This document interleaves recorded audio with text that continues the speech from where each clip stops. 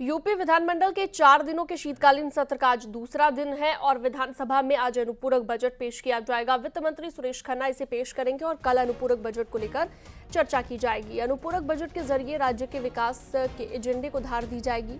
सूत्रों की माने तो इसका आकार 40,000 करोड़ के करीब हो सकता है और ये अयोध्या, किसान, औद्योगिक विकास को समर्पित होगा। तीर्थ विकास परिषदों को विकास कार्यों के लिए पैसे मिलेंगे। वहीं सिंचाई के लिए मुफ्त बिजली देने के वादे को भी सरकार पूरा कर सकती है। अनुपूरक बजट में शिक्षा, चिकित्सा, आध्यात्मिक नगरियों के विकास पर भी जोर होगा।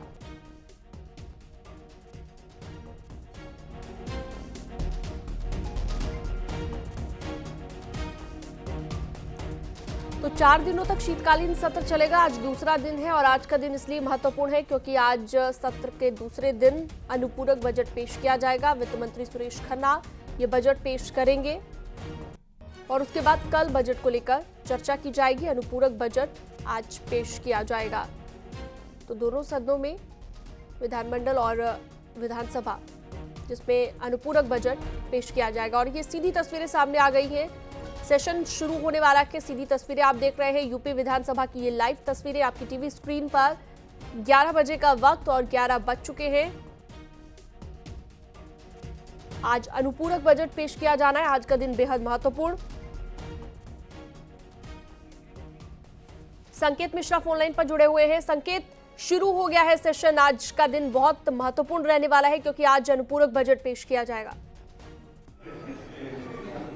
बिल्कुल जाहिर सी बात है कि विधानसभा के शीतकालीन सत्र का आज दूसरा दिन है और आज अनुपूरक बजट वित्त एवं संसदीय कार्य मंत्री सुरेश खन्ना पेश करेंगे और उसके बाद मुख्यमंत्री योगी आदित्यनाथ का भी 12:15 पर संबोधन होगा। वो बोलेंगे आज विधानसभा में। और आज का ये अगर अनुपूरक बजट की बात की जाए तो अभी तक उत्तर प्रदेश का सबसे बड़ा अनुपूरक बजट होगा। लगभग 40,000 करोड़ से ज्यादा का अनुपूरक बजट है।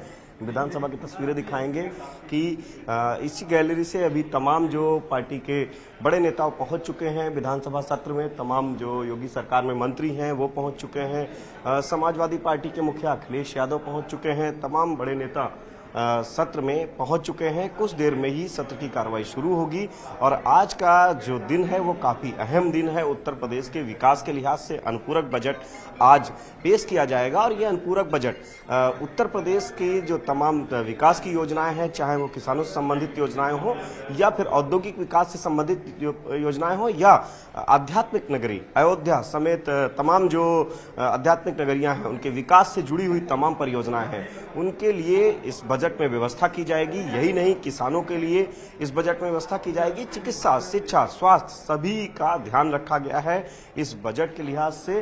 तमाम जो योगी सरकार में मंत्री हैं उनका पहुंचने का सिलसिला शुरू हो चुका है। वो विधानसभा सत्र में पहुंच चुके हैं और समाजवादी पार्टी के मुखिया अखिलेश यादव भी पहुंच चुके हैं। कुछ देर पहले ही वो विधानसभा पहुंचे।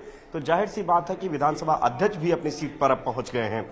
यानी कि सत्र की शुरुआत कुछ देर में ही शुरू हो जाएगा। सत्र विधानसभा अध्यक्ष पहुंच चुके हैं और जाहिर सी बात है कि आज का दिन उत्तर प्रदेश के लिए काफी अहम होगा, विकास के लिहाज से काफी अहम होगा। सबसे बड़ा आम बजट, अनुपूरक बजट आज पेश किया जाना है। 40,000 करोड़ से ज्यादा का अनुपूरक बजट होगा। वित्त एवं संसदीय कार्य मंत्री सुरेश खन्ना इस बजट को पेश करेंगे। तो जाहिर सी बात है कि इस बजट में ध्यान रखा गया है हर तबके का, समाज के हर वर्ग का। बलदेव औलख जी हैं, कृषि राज्य मंत्री हैं। सर, किसानों का क्या कुछ, आप मंत्री हैं कृषि राज्य मंत्री, क्या किसानों के लिए इस बजट में व्यवस्था होगी?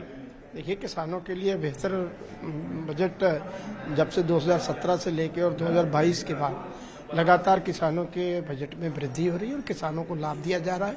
किसानों की आय को दुगनी चौगुनी, जो माननीय प्रधानमंत्री जी का एक विजन था उसके अनुसार माननीय मुख्यमंत्री जी के नेतृत्व में किसानों के बेहतर स्थिति करने का काम है। ये बजट उत्तर प्रदेश के लिहाज से कितना महत्वपूर्ण होगा अनुपूरक बजट है? देखिए, हर बजट आप उत्तर प्रदेश के लोगों के हिसाब से ही बजट बनाया जाता है और आपने देखा कि अच्छा बजट पिछली बार भी माननीय मुख्यमंत्री जी के नेतृत्व में माननीय खन्ना जी ने बजट जो पेश किया है, अच्छा बजट, बेहतर बजट पेश किया। तो इससे भी आज जो बजट होगा अच्छा बजट होगा। बिल्कुल, ये योगी सरकार में कृषि राज्य मंत्री हैं बलदेव औलख। इनका सीधे तौर पर कहना है किसानों का विशेष ध्यान रखा जाएगा और इस बजट में सभी वर्गों को साधने की कोशिश की गई है। देखिए, अनुपूरक बजट ऐसे मौके पर आ रहा है जब लोकसभा चुनाव कुछ महीने बाद ही है, तो ऐसे में इस बजट पे कहीं न कहीं लोकसभा चुनाव की भी छाप सीधे तौर पर नजर आएगी और किसानों से जुड़े हुए तमाम जो मुद्दे हैं उनको पूरा कराने के लिए, उन योजनाओं को पूरा कराने के लिए और इसके अलावा कई नई योजनाएं भी संचालित की जा सकती हैं।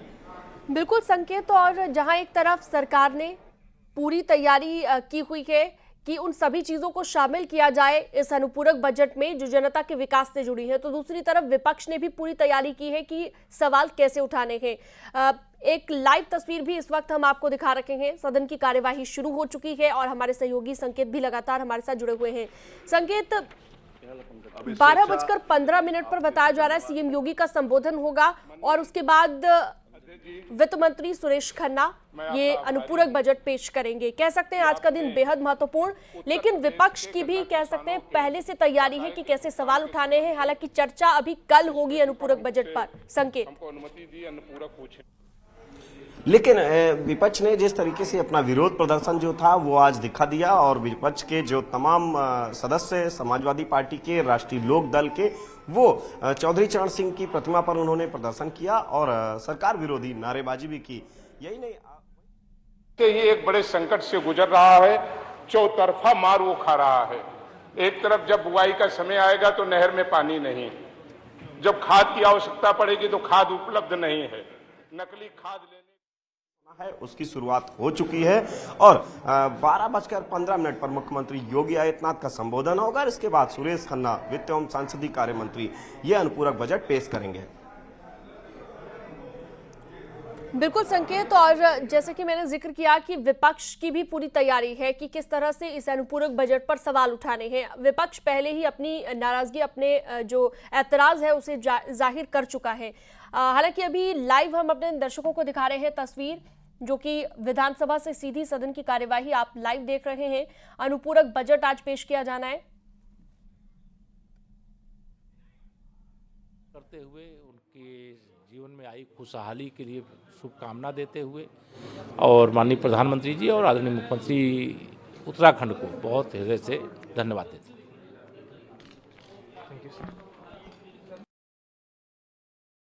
देखिए, रिएक्शंस भी लगातार आ रहे हैं और इससे पहले भी हमने आपको रिएक्शंस दिखाए। जो भी तमाम विधायक, मंत्री जो भी सेशन के लिए पहुंच रहे थे उनसे हमारे सहयोगी संकेत मिश्रा लगातार बातचीत कर रहे थे और पहले से ही जो